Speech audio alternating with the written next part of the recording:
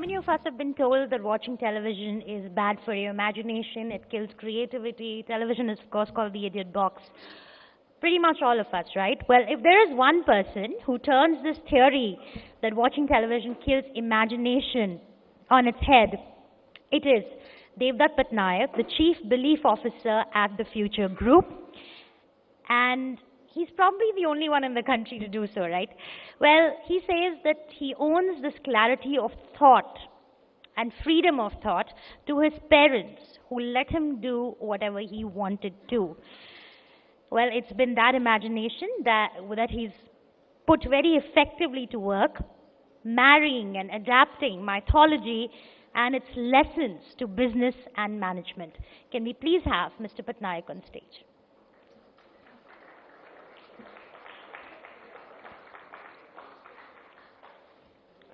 Can we get a more encouraging round of applause?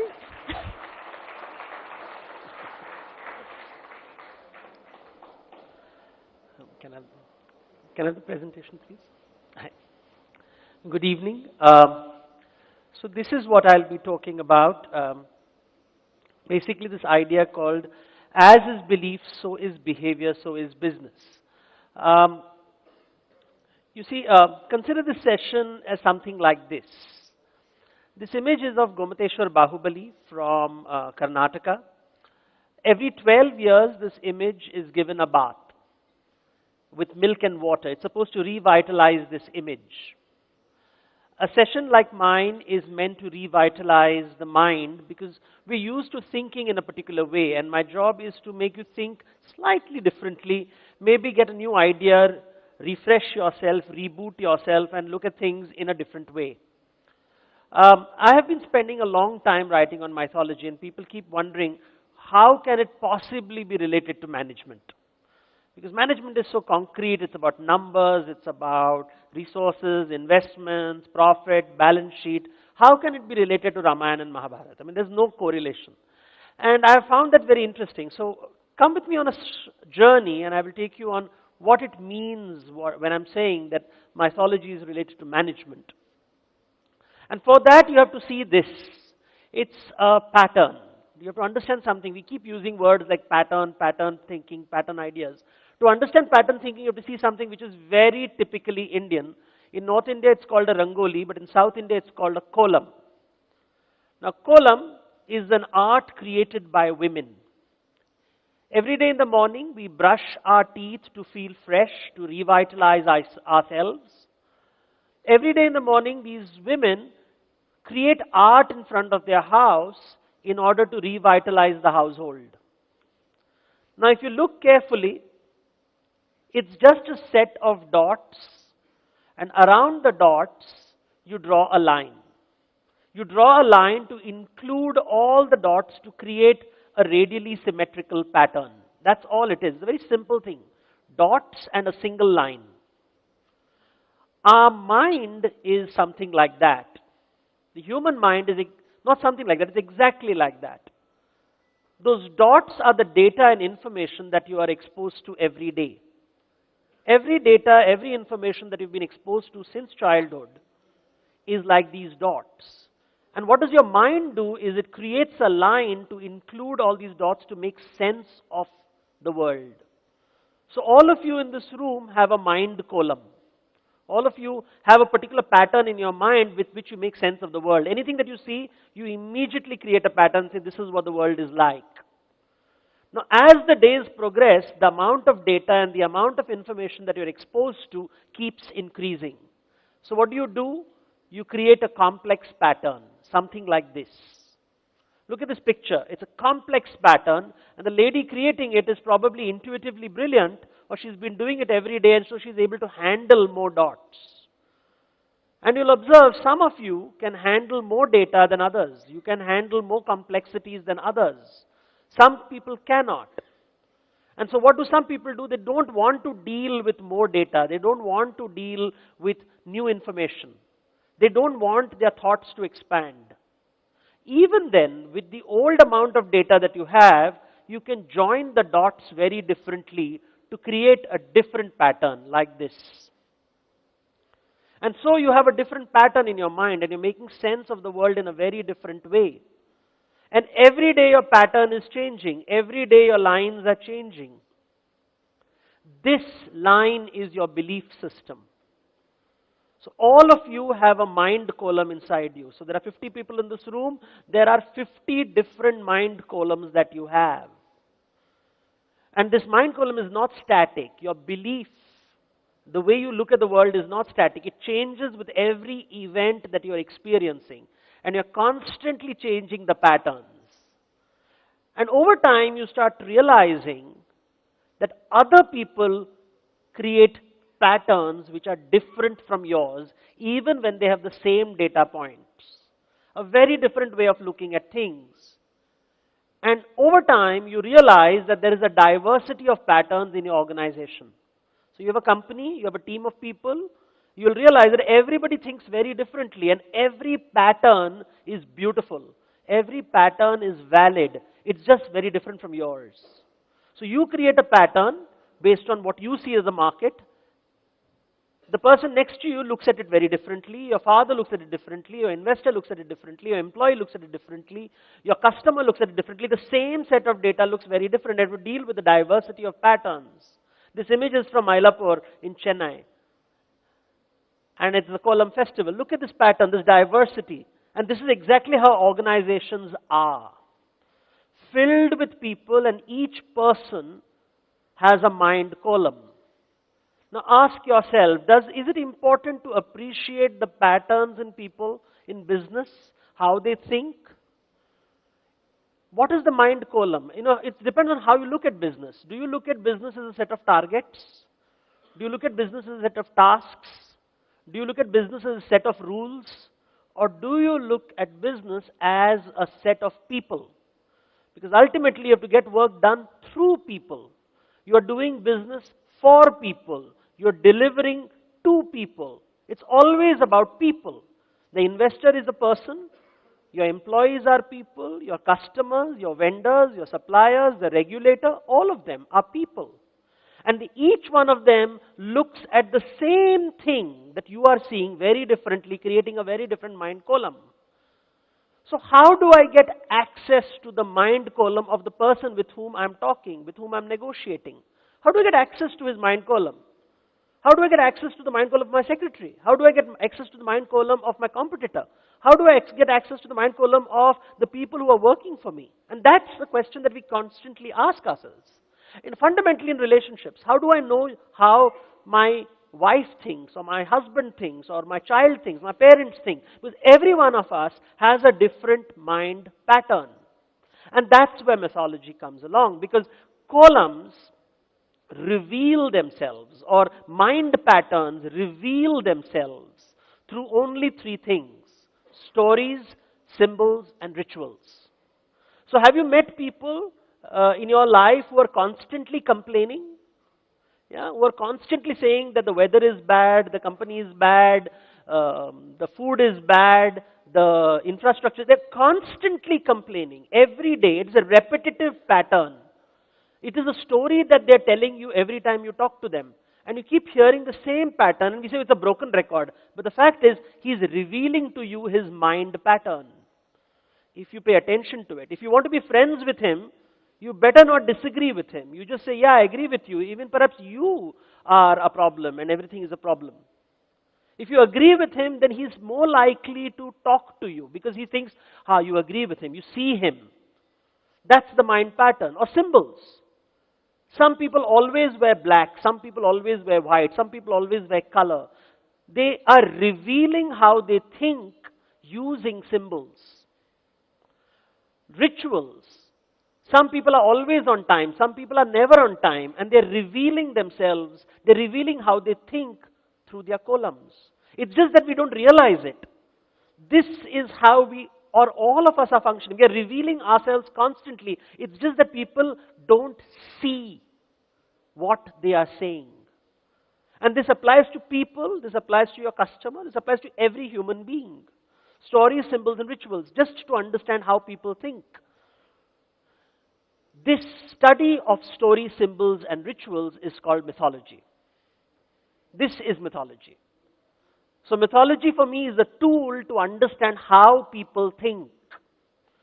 And it is important in business because I want to know how my customer thinks. I want to know how my team thinks. I want to understand how the market thinks. All I have to do is look at stories, symbols, and rituals. And it is relatively simple if you tune yourself to it.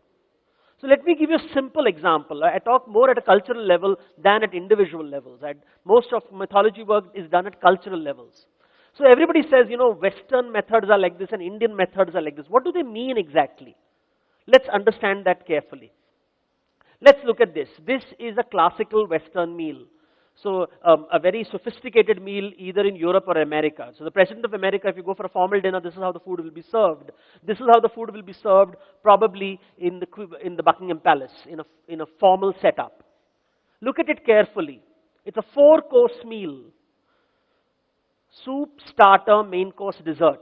Step 1, step 2, step 3, step 4. Until you finish the soup, they will not give you the starter. Until you finish the starter, you won't get the main course. Until you finish the main course, you won't get the dessert. 1, 2, 3, 4. Linear, sequential, organized, categorized. Now compare this with how food is traditionally served in India. All things served simultaneously. So the soup, the starter, the main course, the dessert, all served simultaneously. You can start with the dessert. You can take the starter and dip it in the soup. It's allowed.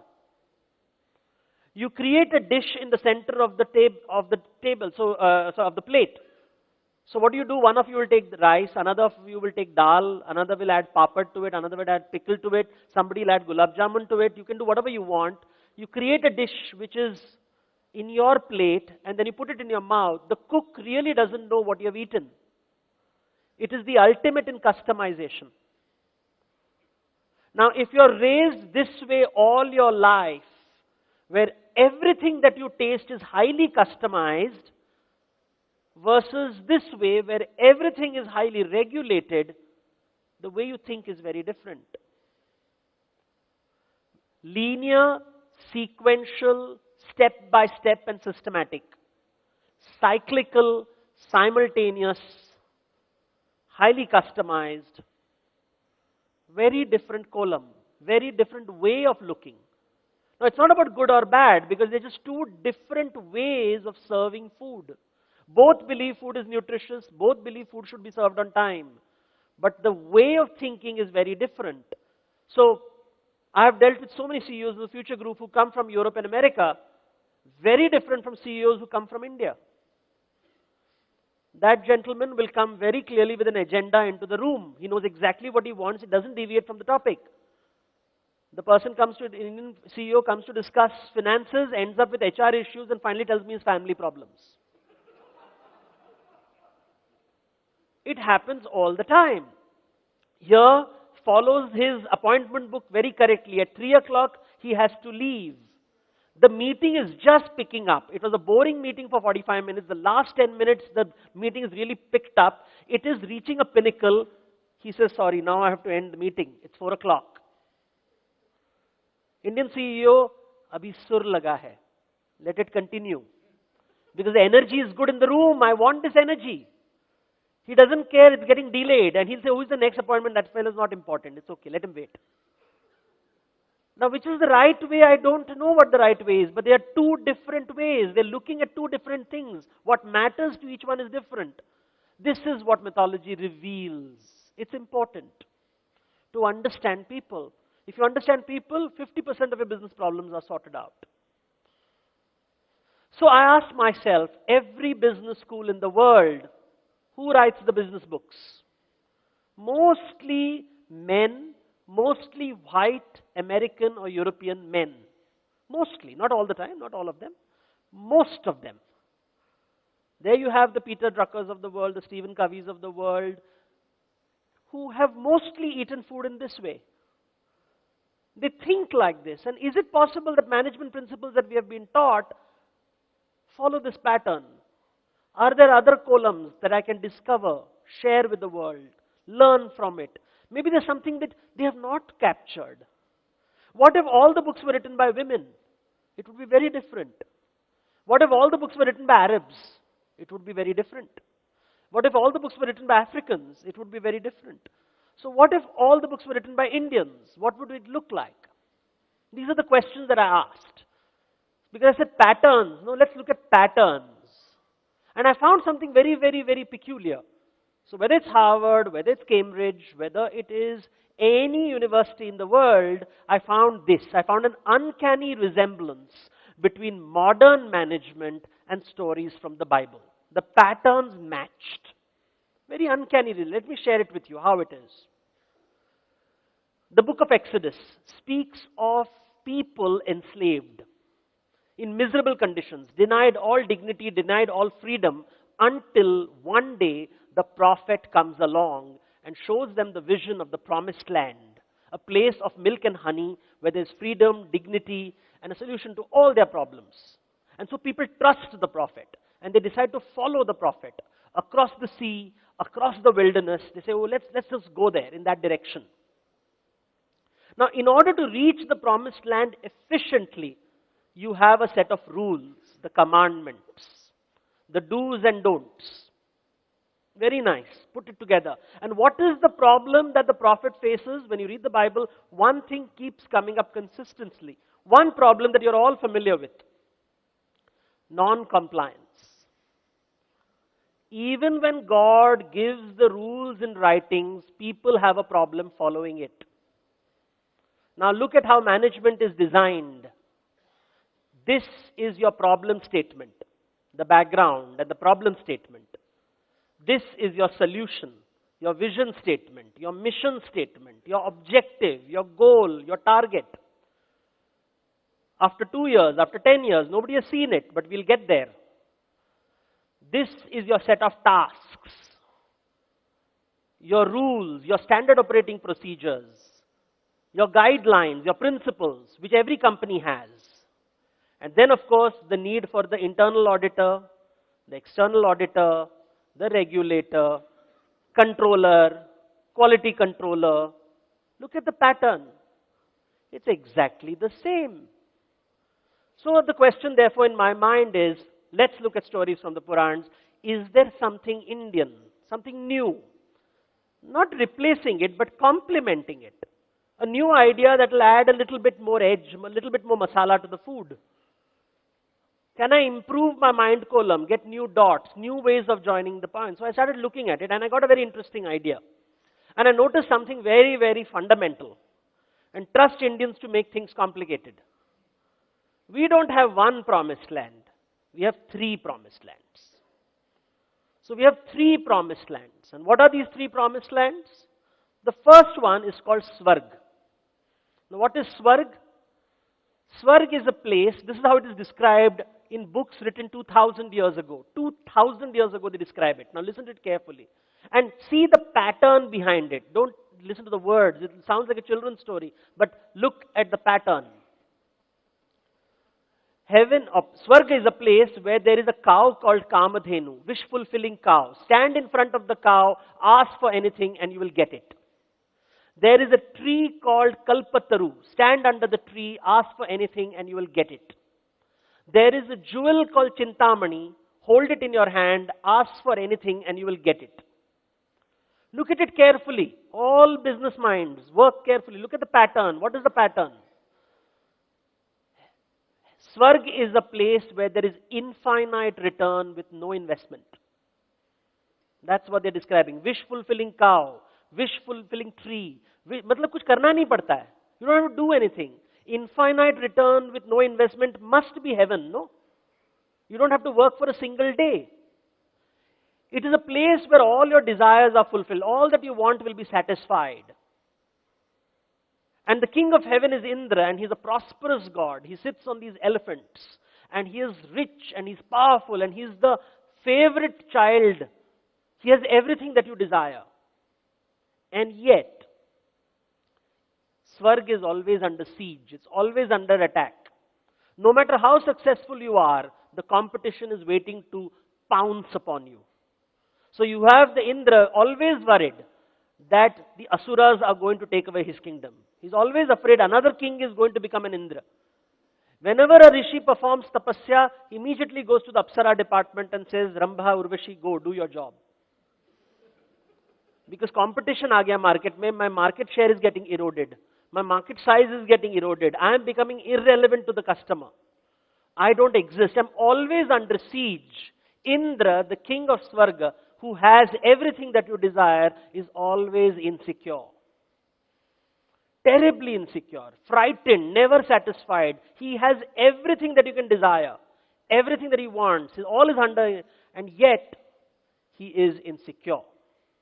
Which brings me to the second promised land. And what's the second promised land?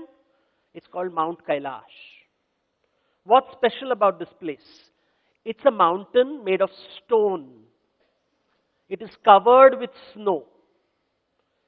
This is a place where hunger is destroyed. Very different place. Hunger is not indulged. Hunger is destroyed. Why do I say this? Look at this picture carefully. It's a popular calendar art. We don't pay attention to it and roadside mein dikhai deta hai. Lekin dhyan se dekhiye and you'll notice something very peculiar. You see, in this place, nothing grows. There's no vegetation. And this is the image of Shiva and his family. And what does Shiva travel on? He travels on a bull. Bull eats grass. Where is the grass? There is no grass here.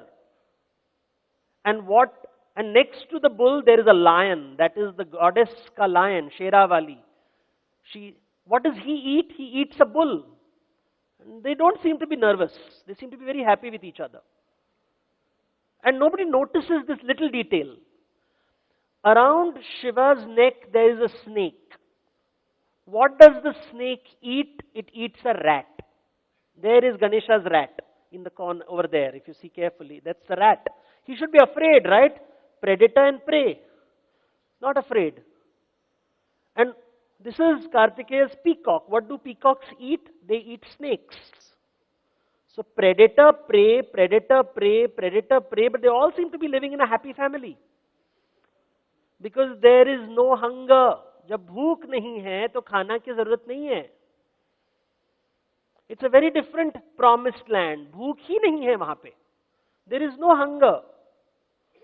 Therefore Shiva is always at peace. But then the goddess comes to him, and this is where the goddess comes to him and says, you know what is very interesting?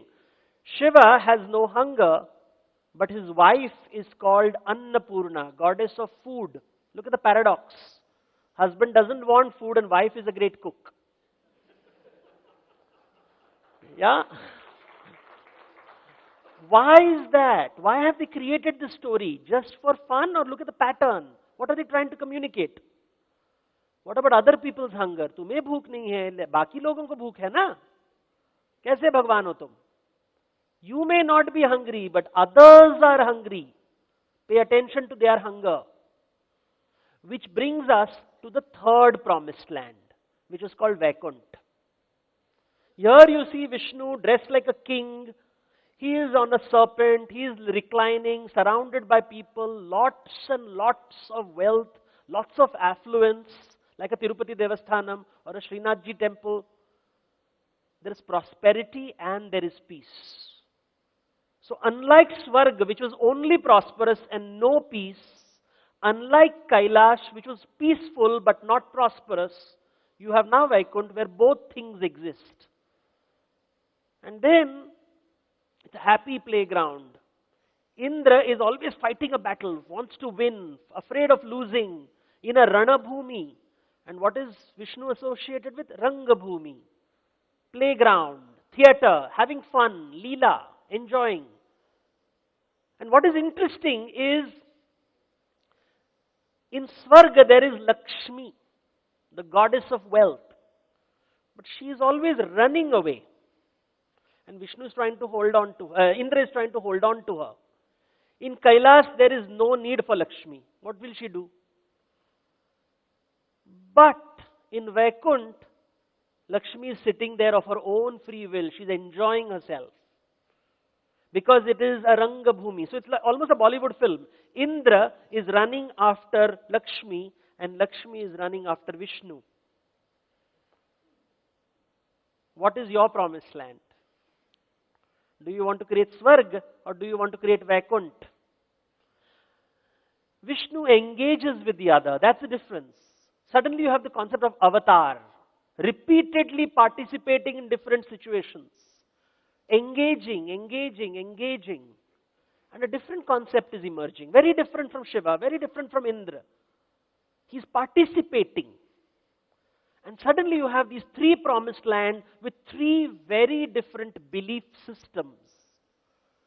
So what is belief system? Belief system is how you think, your mind column. Your mind column is constructing the promised land that you inhabit. If you think like Indra, you create Swarg. If you think like Shiv, you create Kailash. If you think like Vishnu, you create Vaikunt. So what is this thinking process? What are they talking about? Let's go deeper. For that, we have to understand the difference between animal hunger and human hunger. Animals are hungry also. Humans are also hungry. But there's a fundamental difference between human hunger and animal hunger. Three differences. First, quantitative. Animal is hungry, it gets food, it's happy, finished, over. What happens when we have a meal? We think of our next meal. And food after that, and food after that, and food after that. So I get the bonus this year, I'm wondering whether I'll get bonus next year. So many people have got investments this year, they are wondering 3 years later, we'll have to again run after investments. My hunger never ends. I can think, it's quantitative. I want something tomorrow and day after, for my children, for my children's children. I'm constantly thinking of hunger. My quantitatively, it's very vast. It never ends. When does hunger end? It's qualitatively different. We are not just hungry for food. We are hungry for money. We are not just hungry for money. We are hungry for status, for power, for prestige, for property. Because with property comes prestige. With the amount of investment I get the prestige. So our hunger is qualitatively different. We are hungry for many more things than animals. Animals don't think so much. We want many more things. Our hunger is deep. We want wealth, we want power, we want identity, we want domination. And more importantly, the third point. As humans, we are capable of sensing other people's hunger. Animals can't do that, at least not unless it's their parent-child relationship. We can sense everybody. You can sense your customer's hunger. You can sense your employee's hunger. You can sense your investor's hunger. You can sense your family's hunger. You can sense what do they want, both quantitative and qualitative. Because we have empathy. That's a unique feature that enables us to do business. That is why we can exchange. Animals can't exchange. You see, we give and we take. We give and we take. That's what, those who are students of economics know that human society is based on exchange. In Sanskrit, the word for exchange is yajna. That's what yajna means. Tum do or lo. Swaha tathastu. I give and I receive. I give and I receive. It's a constant exchange. We translated it wrongly. The British again translated the word yajna as sacrifice. There is no sacrifice. ये लेन then की बात होती है. मैंने तुम्हारे पास इतना 10 बार आया मंदिर में भी कुछ दो. It's a constant negotiation. So what does Indra believe? Indra believes my hunger matters first. This is the belief. Now, you have to figure out where you belong. Indra says, my hunger matters first. Shiva believes I can outgrow my hunger. Hunger is, I can outgrow my hunger. Vishnu believes your hunger matters first. Three different ways of looking at hunger. My hunger matters first. I don't care for hunger. Your hunger matters first.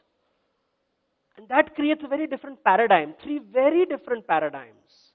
Because whose hunger should matter in business? Whose hunger should matter first? And that's the thing we have to keep asking ourselves. Pehle kiski? And that's a question when you ask, and in business we keep wondering, shareholders' hunger matters first?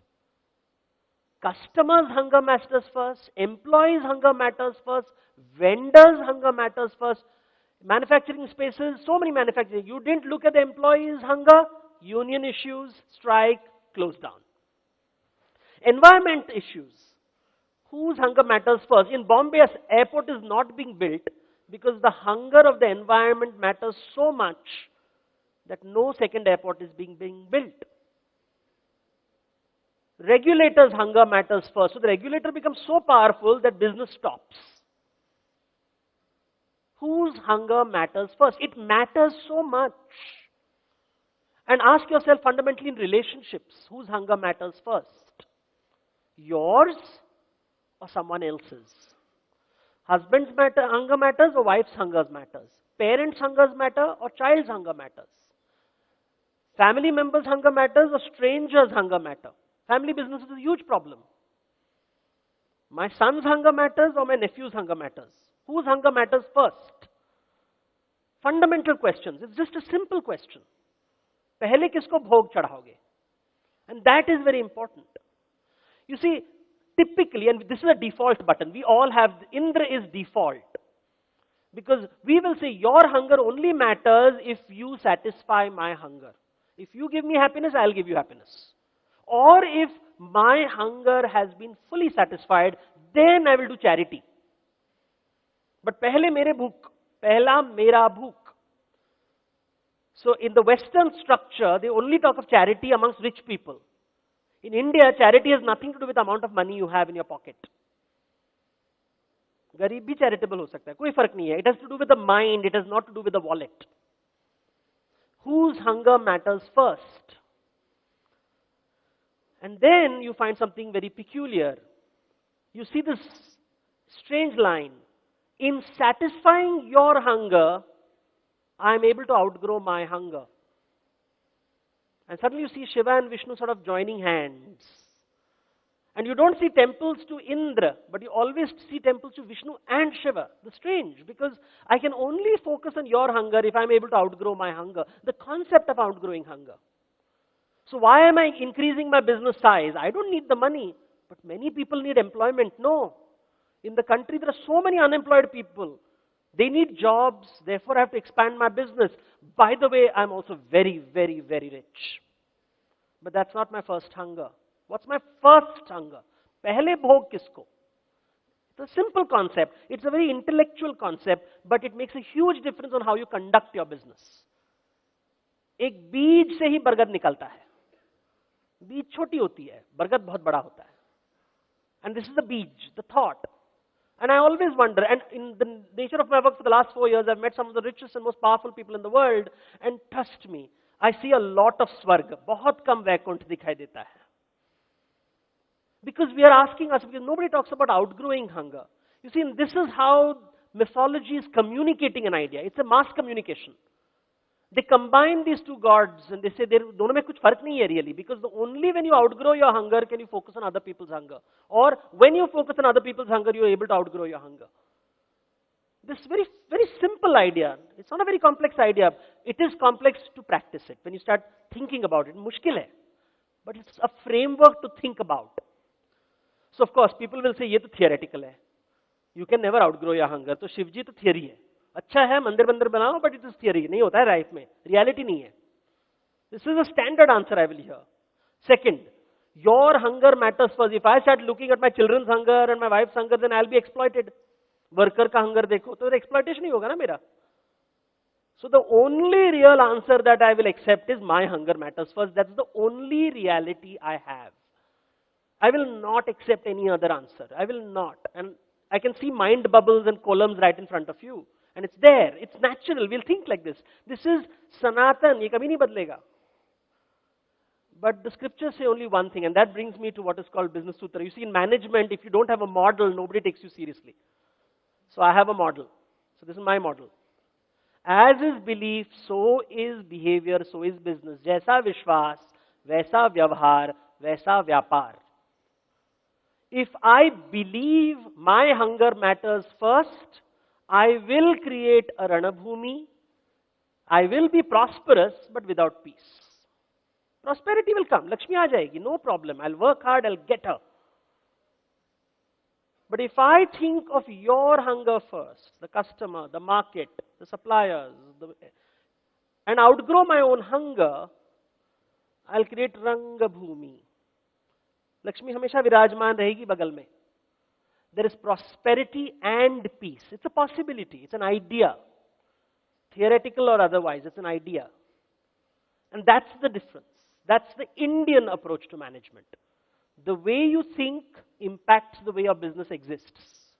There is no objective business out there. जैसा मालिक होता है वैसे ही दुनिया होती है. Your business is a function of who you are. And you matter. Your hunger matters, and so do the hunger of people around you. Think about it, discover your mind column, expand your mind column, for when you choose your belief, you choose your promised land. Thank you. Thank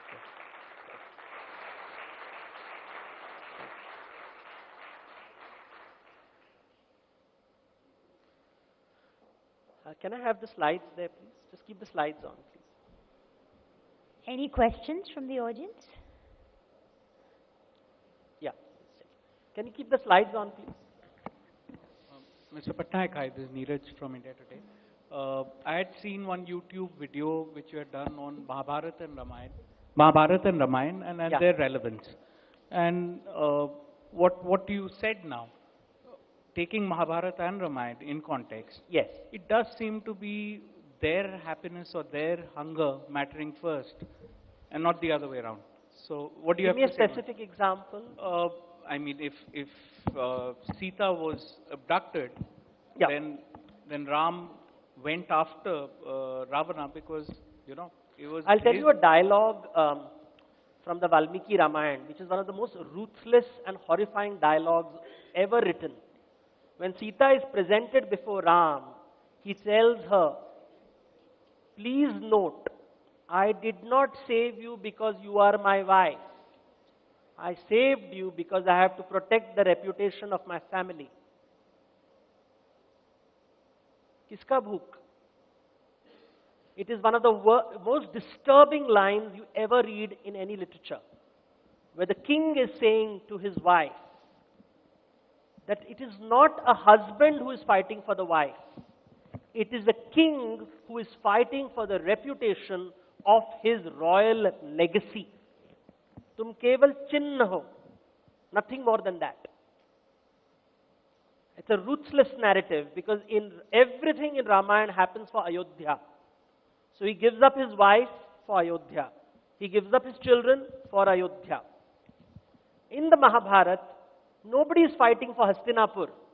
Everybody is fighting for their own pleasure. Duryodhan wants his kingship. Pandavas also want their own kingship. And Krishna is repeatedly saying, Dharma Sthapana, Dharma Sthapana. But they are not interested in Hastinapur. They are interested in their own glory. So what happens in the end? All Kauravas die. All the children of the Pandavas die. There is no victory. Hastinapur ke focus on Hastinapur.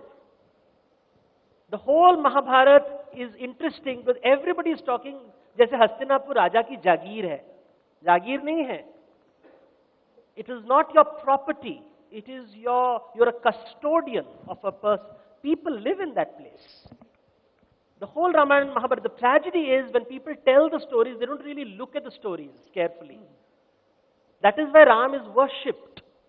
He who forsakes his own happiness for the pleasure of his people. इसलिए Raja Ram. Nobody else, only Raja Ram, because and it is a cruel narrative.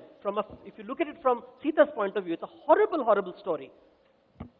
But the country matters more. Mahabharata, complete opposite. No Pandava temples. Because they're fighting for their satisfaction. They are rulers of a kingdom. The narrative is about king and kingdom, entrepreneur and enterprise. Hundreds of people depend on this enterprise. It is not just your personal wealth. Yes, that is important. But कितने लोगों की रोजी रोटी है उसमें? If that enterprise shuts down, 10,000 people will lose their job. Yes, customer will not get the product. He'll get it from someone else. But all those people will lose their jobs. That's the Ramayana and Mahabharata. So trust me, there's a lot of homework when I'm using this sentence. Yeah?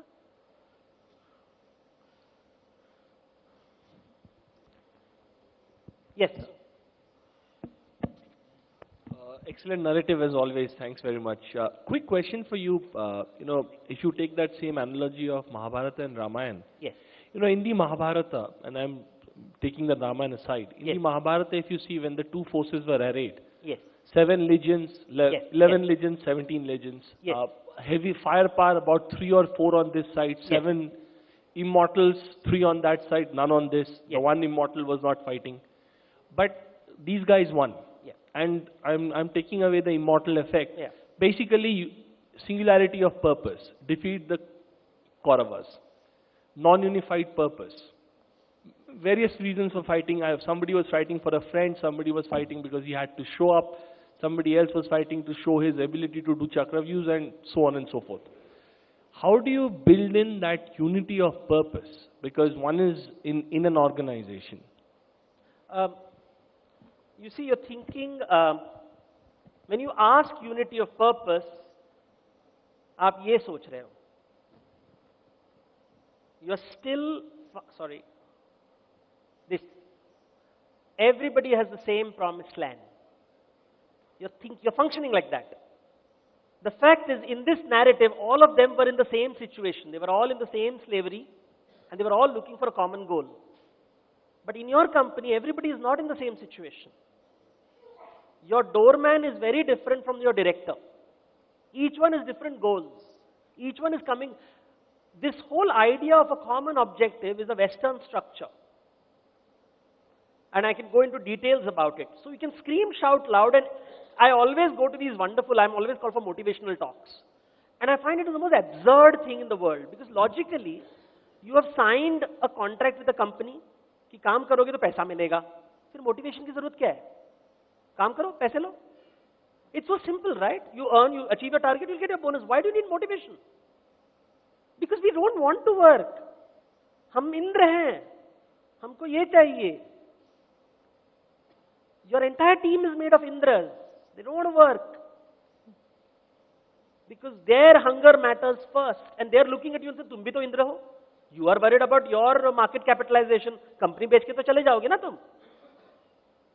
So this is all happening in the mind, but nobody talks about it. This is open secret. Like I did, when I was in Ernst & Young, I was working with one of the pharma companies. It was a privately owned company. And we were like putting everything in place. And then one of the guys said, sir, क्यों कर रहे हो इतना काम? वो तो बेच देंगे कंपनी. हम तो यहीं पे पड़े रहेंगे. तो इतना काम क्यों करें? He is very clear that that man wants to get capitalization, sell it to the shareholder and walk away with $1 million.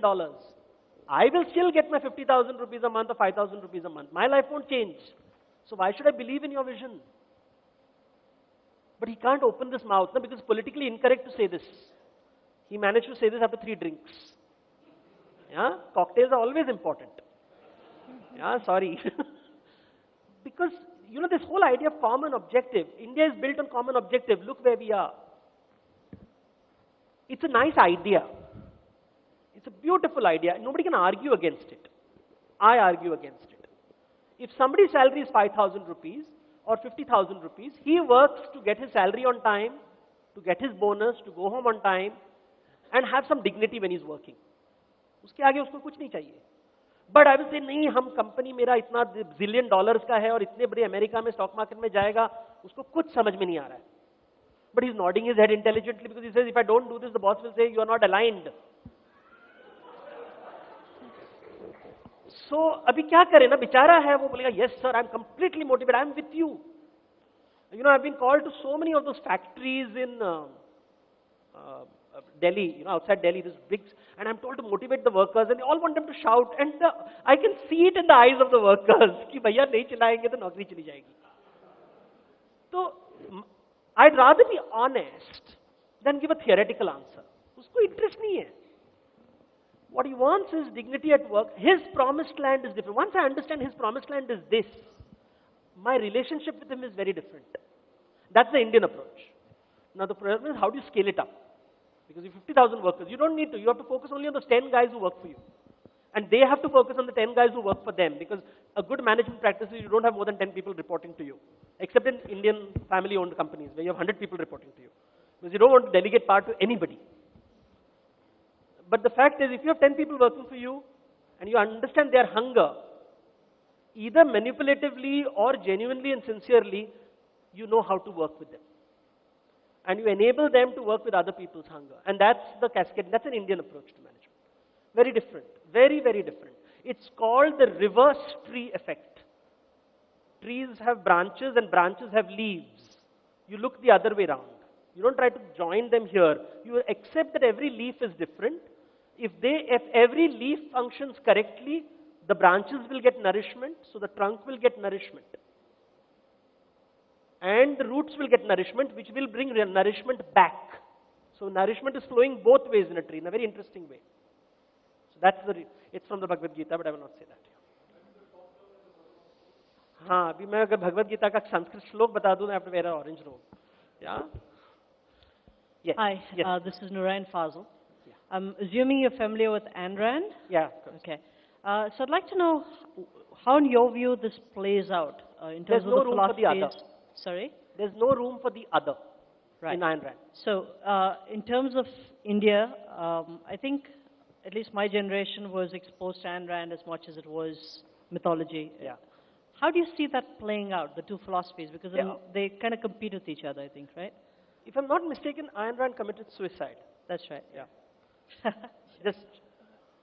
So the narrative, Ayn Rand is based on what is on a very Greek structure of an individual walking like a hero. And this is the classical narrative that you see in business books which talk about the great businessman who stands alone and fights hard. It's a very Greek narrative of a hero who stands alone. Indian narratives never think in terms of an individual. An individual always exists in a context. And a crude example is basically a set of relationships. So Indian thought is always seen in terms of yours and mine, not in terms of me. That's the fundamental difference that you see. Sorry, if you look at the political scenario today, someone who's being projected as a prime minister is basically, for the BJP party, is someone who is going to save India, this one person. So how do you see that? Indra. Indra. Okay. Everybody is Indra. इसमें कोई बड़ी बात नहीं है. It is, everybody imagines themselves to be the great prophet. See, it's a promised land. So you are the prophet. You are going to lead country to a great place. So, and honestly, let's be fair, every leader genuinely believes he wants to help the country, provided he is king. That part is not told. That little detail is forgotten.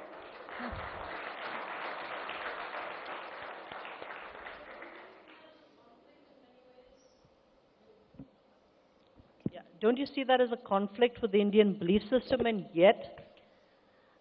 Well, it's there everywhere. Okay, I guess you Yeah. can carry this conversation on. One more question and then we're winding up.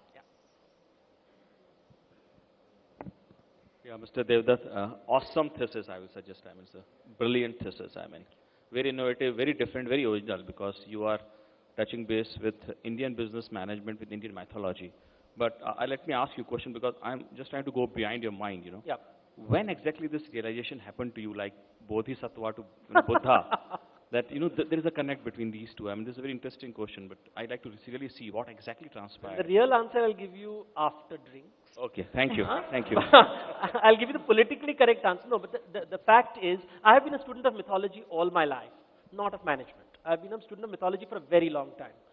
And I would read books of Indian mythology written by foreigners. And say, this is strange, this is not what India is all about. Weird things are being written, some very nice. Data is outstanding. The data would be just beautifully researched, field work, everything done, the dots are perfect. But जो column बनाते थे ना, बहुत ही विचित्र होता था.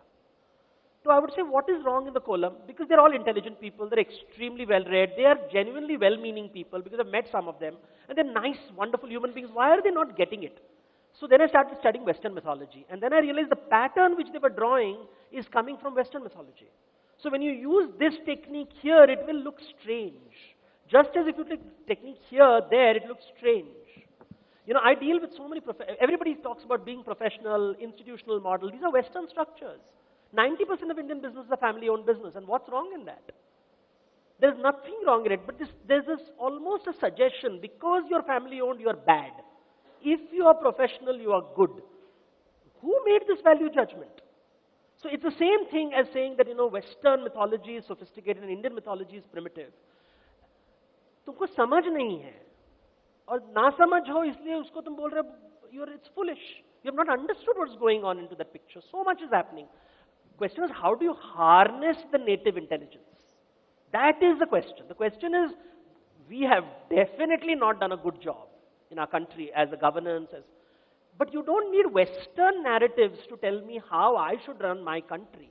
I think we have to understand ourselves, and I feel we are stuck in the Indra mode, entitlement, obsession with me.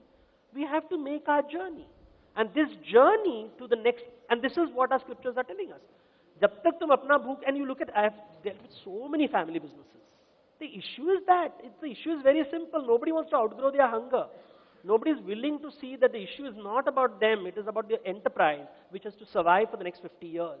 If the enterprise has to survive for the next 50 years, you cannot have an nincompoop as the person, as the CEO, just because he is the owner's son. You need someone else. And once you start focusing on that, you'll still get your shareholding, you'll still get your money. But leave the management to someone else. You want your money? Great, take your money. But we want to power, no? I want to control and ruin the companies. I've seen such wonderful companies being ruined because darshan nahi karte, mera bhook is important, another person's hunger is not important. Okay, one more question. Devdutt, I just have one question. Prerna, over there.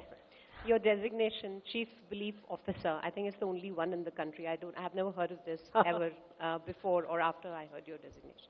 Now, two things. What does that mean? Yeah. And the second thing is, do you think belief, as a Chief Belief Officer, can belief be replicated down the line?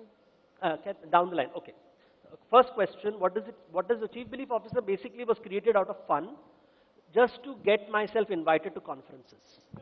Yeah, so it is a very good marketing plan which has been highly successful. Yeah, so step one, but really it is to make people think. It's basic, everything begins with thought. You see, now this wonderful word is being told, thought leadership. It basically means, agar malik ka dimag nahi chalega, to business nahi chalega. It's as simple as that. So it is about his mind has to blossom like a lotus flower. Otherwise the bee will not come. So that's what it, as far as second, like the whole idea that I have to convert other people into my belief is a very Western evangelical structure. That everybody has to think like me. No, everybody won't think like me. That is why I am the Malik and he is not. They can't think. Their domain, they're risk averse. Therefore, they're doing a job. If they were not risk averse, they would have started their own business. I have the ability to handle risks. Therefore, I am an entrepreneur. Usko dar lagta hai. So I have to stand behind him and support him. That is why he is working with me. Even if he is being paid a huge salary, the fact is he can't handle being autonomous. So I don't need to convince him of my beliefs. I have to appreciate his beliefs, understand what kind of Indra he is, and gently nudge him towards Vishnuhood, just as I would like to go towards Vishnuhood. So the process is very different. The conversation is very different. A sensitivity to people's insecurities, how they think, and how to do it. That's what I do. So I don't do workshops. I do sessions with lots of people. Something like this in different scales. But 90% of the time I'm explaining very basic stuff because it's such a new idea that I really can't go deeper into the architecture. When I go deeper into the architecture, then you can't really do it en masse. It's very Upanishadic. But then I don't have the time and the luxury to do that. So I just write as much as I can and people will do something. Well, one more last question. That's Okay. it. Mr. Pattanaik, your talk was very thought-provoking. One last question. How has your presence within the Future Group been able to influence the belief within the organization? How the organization is benefiting from your experience and... I know the market cap has gone up. But no, that's not the measure of the success. The measure of the success was always to figure out, does this thought process matter? So one thing, I've seen how Kishorji struggles to explain to people, which is so obvious to him. And I keep telling this, समझाना लोगों को बहुत मुश्किल होता है, इसलिए आप वहाँ बैठे और because it is, you know, we have these structures that everybody has to think exactly in the same way, and it is impossible. Because when you're on top of the mountain, the view looks very different. And when you're at the bottom of the mountain, the view is where you can't talk to each other. Jitna bhi try karo. Now what I've done is created frameworks to help him and leaders to explain their positions. So that's what I have done. So my job has been to give vocabulary to ideas that people can't, you will not be able to explain this when you use a Western textbook. It is too sterile. उसमें भाव नहीं है. Very good. It has its great value. But in an Indian family environment, in an Indian political environment, if I am talking to party workers, let's say, and I'm called for many of these political things, the way I'm able to explain an idea, if I start using a Harvard model लिखा तो कोई नहीं समझ पाएगा. वो समझ के लिए. So it's faster transmission. You understand what the problem is. You're able to diagnose better. You're able to understand कि ये problem है. So language is what I've brought to the table. Shabd. That is I didn't realize how important that is. But you know, sometimes language itself enables you to solve so many problems. That's what I've brought.